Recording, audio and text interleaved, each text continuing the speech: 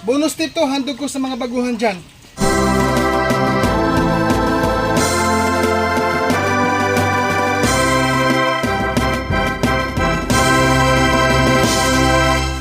Hindi po kailangan sobrang bilis para tawagin tayong magaling. Hindi po ganun ha, ang konsepto ni Dodong. Bitawan mo kamera eh. Lagay mo yan sa stand. Lagay mo sa stand. Nalo ba? Hi guys, magandang araw po sa ating lahat. For today's video guys, kailangan ko pong paliguan yung aking mga baboy na to. Dahil madudungis sila guys, no? First time ko po silang paliguan ngayon. Sa edad nila na 7 days simula sa pagbili ko sa kanila. Ha? Mainit ngayon ang panahon, kaya kailangan ko silang paliguan. Dahil nahingal po sila sa init. No? Kanina pa silang umaga nahingal sa init, bandang mga alas 10 na umaga. So ngayon po ang schedule ko sa kanila sa pagpurga. Okay, kailangan ko silang ganituhin, paliguan kahit na tumatakbo-takbo sila. Kasi nga po, first time nila itong natanggap sa akin na bukapaligo. Pasintabi lang ho sa mga kumakain dyan ha. Desisyon ko po, disclaimer lang ha. Desisyon ko po na paliguan muna sila dahil nagkakaroon po ng hindi magandang amoy sa kanilang katawan. No? Hindi magandang amoy sa kanilang katawan. And then pag sila po ay aking purgahin, halimbawa sa gamit ang injectable na pamurga, tapos halimbawa hindi sila mapaliguan, hindi po mawawala ang hindi magandang amoy sa kanilang katawan. Ayan, slap ko lang yung mga aking mask. Kailangan natin mag-mask, no? Okay, disclaimer lang ulit. Decision ko po ito ha, na gawin sa kanila bago ako mag-inject ng pamurga sa kanila. Okay lang para sa akin ha, opinion ko sa aking mga baboy, napaliguan sila dahil kanina pa ho sila nahihingal sa init, no? Resulta ng init. Pag-init na po ngayon sa amin guys eh, sa aming lugar. Ayan. So mamaya pagkatapos natin mag-inject ng purga, hindi na sila paliguan sa loob ng 3 araw after ng purga, no? After nag-inject. Ayan. So medyo malaki na sila guys, no?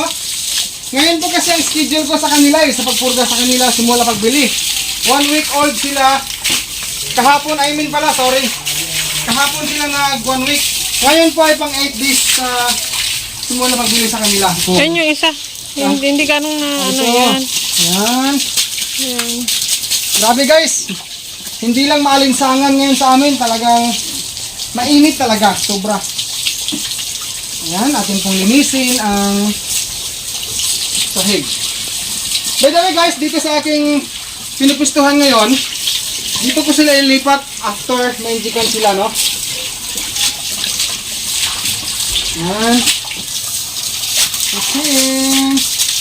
Kami lang po ni Mrs. ang nagtutulungan ngayon. Okay? Ayan, so huwag kayong masyadong magtagal sa ano. So kapasok na rin po ako ha. Nagsuot ng buta. Oh, kailangan natin magbuta. Yan. Naghanda ako ng alcohol. Beginners ha. Tip for beginners. Sa mga expert dyan, mabuhay po kayo. Alcohol. Meron akong sirens, no? Yan. Okay. So nahugasan ko na to. Gagamit ako ng half inch na 19 gauge po. Okay. Okay, sprayhan natin. Okay. Meron din po akong hinandang kumukulo na tubig kanina. Yan, mainit na tubig. Medyo umaliganggam na ng konti. Ay, Diki. Tumahimik ka muna dyan.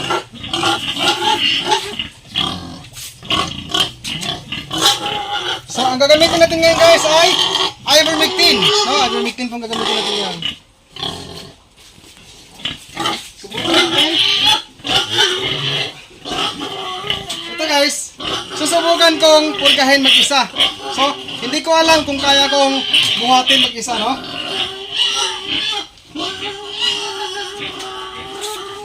So, yung tubig sa kainan pala, pinapadrain ko lang yan. Hindi ko na lang sinasandok. Yan, i-ready natin ang gamot, no? So, ang aking ibibigay sa kanila guys ngayon, 0.4 ml hanggang 0.5 ml. Kasi iba-iba sila ng size. Ang ratio kasi nito mga baguhan dyan, kapag ivermectin po, 1 ml every 33 kilograms body weight po sa baboy. Yan. Ayos. So, saan natin ilagay ito? Babalik ko natin ha. Ito na guys. Try natin anuhin.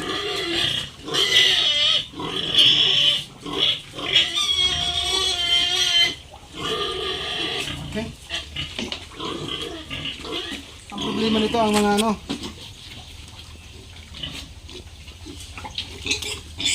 Ah! Ito. Ito guys oops. Hat. Oh.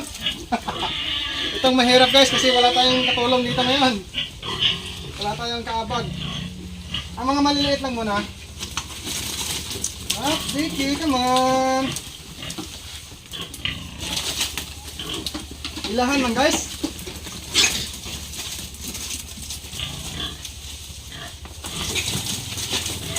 Okay? Yan ha. Yun. Good, very good. Yeah. Ganun lang pa ha. Medyo hirap si Dodong pero sige okay lang. Ayan.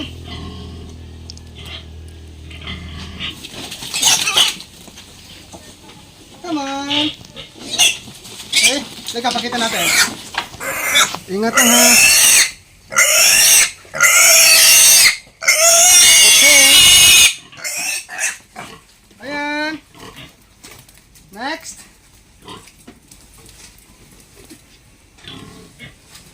Vicky! Come on!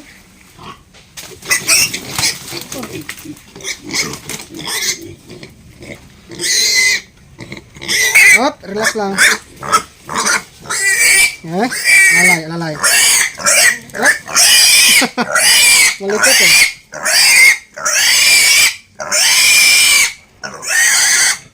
Okay.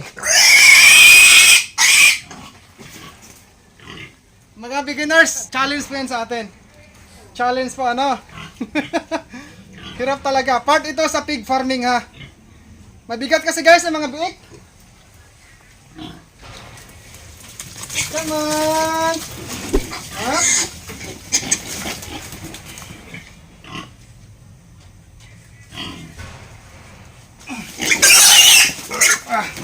Alalamis.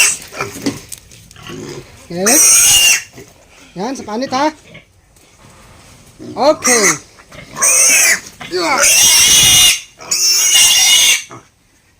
Okay.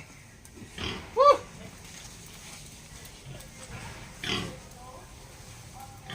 Ang mga maliliit guys, 0.4 ml lang binigay ko. Ang mga medyo malaki, mga 15 kilos, magiging ano to guys, 1/2 ml. Yung 0.5 ml I mean.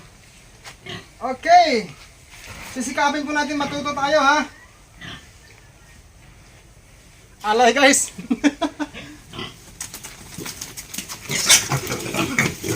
Pakialalay. Okay, medyo nahirapan ako. Di bale. Ito sa panit. Okay, very good.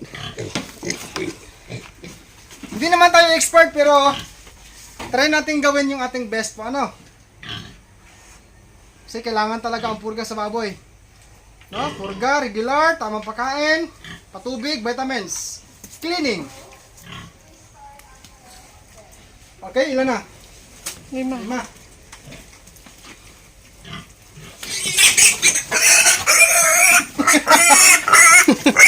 Dito, sa panit, no? Kontrol lang. Kanin. Hop.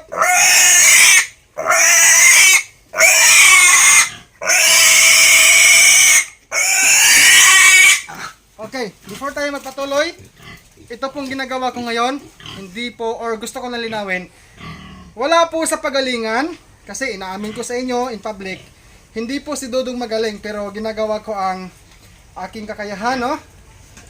Kabilang sa simpleng management ko. Ayan. Wala po sa pagalingan ha. Okay? Kundi gawin natin yung ating kakayahan.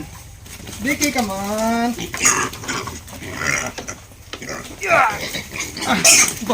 Nalulog ba?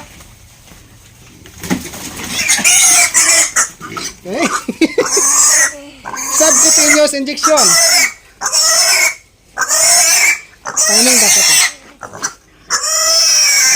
Yun, sa panit, sa balon. Okay. Kaya guys, hindi ko agad binibilisan pag-inject. Kasi, yung balat kasi malapit dun sa may tiyan, sa may paa.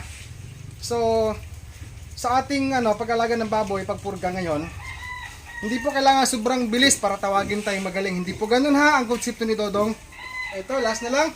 So, ito guys, pagbili ko, nasa 14 kilos mahigit yung isa dito. No? Yung isa naman, 13.5 kilos. Ngayon, bibigyan ko sila ng 0.5 ml kasi malaki sila eh. No? Okay? Come on, come on, come on. Pag ganyan guys, huwag pilitin kasi natatakot yung baboy. Natatakot na nga sila oh. Hindi kaya pa. Bitawan mo kamera eh. Lagay mo yun sa stand. Lagay mo sa stand.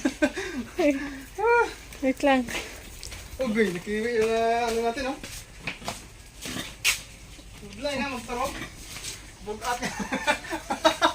Hi guys! Subscribe na kung hindi ka pa nakapag-subscribe. And hit the bell ring po para sa mga new uploads natin. Updated ka po ano. Yan. So ito po ay decision ko lang na gawin ha. Para mawala po ang mga parasites sa mga baboy natin. Okay na ba? Talagang hindi mo kinat ha. Sige, advance ako mag-thank you po sa mga viewers natin dyan ha. Salamat po sa inyo guys. So ngayon guys, hindi ko kayang buhatin yung dalawa kasi mabigat. Lampas na yata ito 15 kilos. Up, up, up, up. Maghugas anay sa imong tiil. Dito, sa drum. Guys, pasensya na ha. Pinapahugas ko muna ng paa si Mrs. kasi papasok siya ng kulungan eh. Ito na sinasabi guys na kailangan nating sipag lang. Tsaga, ako naman takip. Vicky, come on! Ang paa. Dali.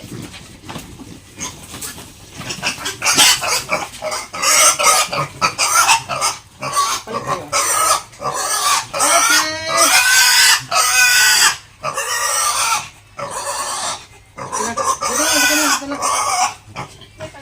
Okay na guys! Ayan! Isa na lang. Yung puti na lang. Ang paa, dakwin mo na paa.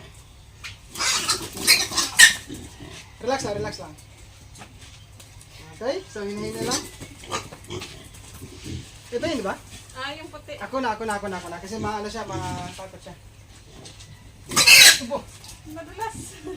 Madulas kasi guys, may guantes.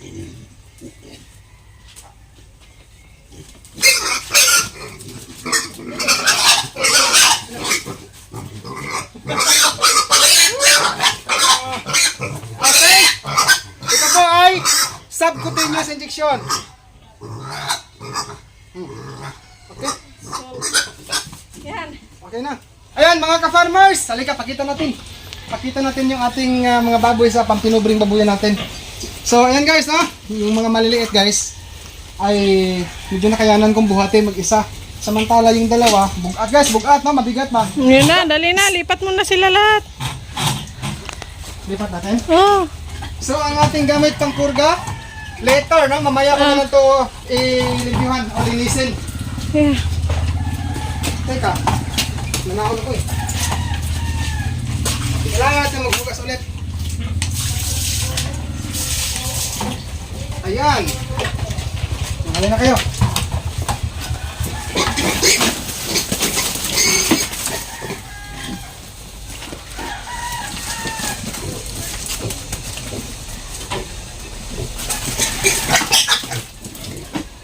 Babalik natin.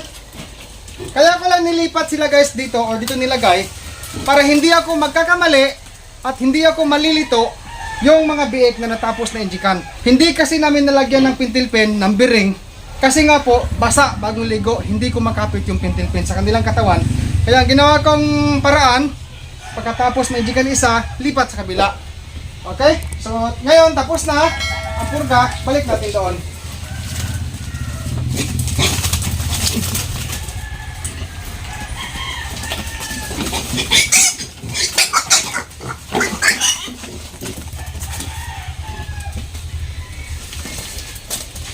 Okay, mandahan lang tayo.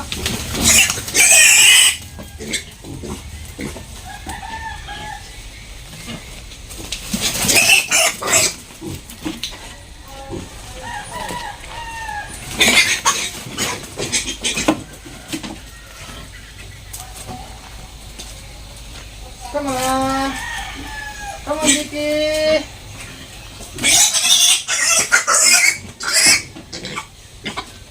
Malalaki na sila, guys. Malalaki na, ano sila, mabigat. Come on. Come on.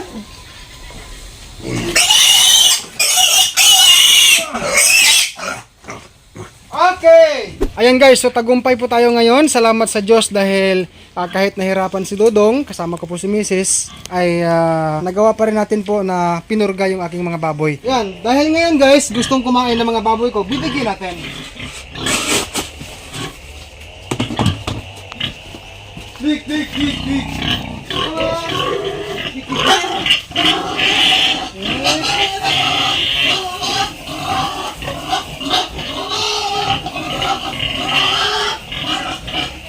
Yan.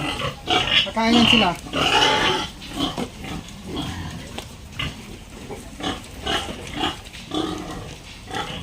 Bago tayo magtatapos sa video na ito po ang sinabi ng mga eksperto ha.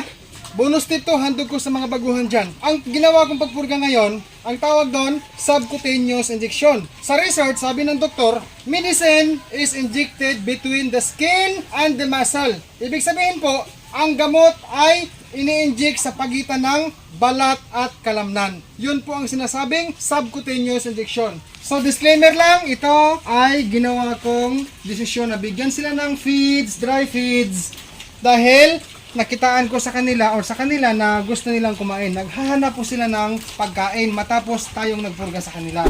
Ang King's Vita Plus Animal Feed Supplement mabibili po sa Agrivit Stores nationwide. Kung hindi ito available sa inyong lugar, maaari po kayo mag-direct order sa Shopee sa KBM Agrivit Lines. Pwede rin sa Facebook page ng King's Vita Plus Animal Feed Supplement. Link nila ay nasa description. O pwede po kayo mag-text o tumawag sa kanilang cellphone number 0917-795-0220. Available po ang COD or cash on delivery. Mga ka-farmers, maraming salamat po for watching this video. Subscribe and hit the bell ring for more upload. God bless po sa ating lahat mga ka-farmers and peace out everyone.